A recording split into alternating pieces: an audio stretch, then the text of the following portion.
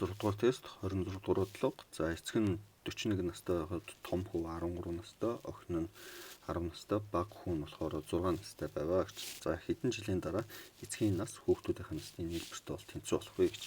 За тэгэхээр эцэг бол одоо бол 41 настай. За том хүү 13 настай. За охин 10 настай.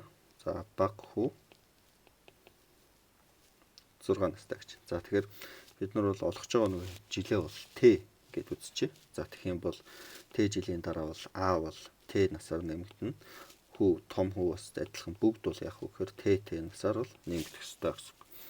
За тэгээд яг вэ гэхээр энэ хүү бол хоёр хүү бол охины насын нийлбэр бол яг вэ гэхээр аавын одоо 41 дээр нөхөн Т настай бол тэнцүү байна гэсэн. За тэгэхээр эндээс бол яг үгээр ийм илэрхийлэлцэх очиж чадна. 13 Т дээр нэмэх нь 10 Т нэмэх нь 6 Т тэнцүү 41 дээр нэмэх нь Т гэсэн илэрхийлэл зохиогдох юм байна. За тэгэхээр тэнцвүүгийн тэмдгийн өмнө талд бол 3 Т байна.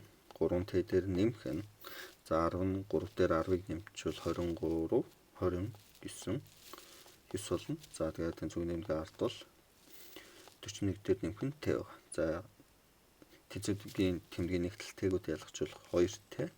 За 29-ыг хойш нь хасчвал 12. За Т тэнцүү 6 жилийн дараа энэ нөхцөл бол биелэх нэ.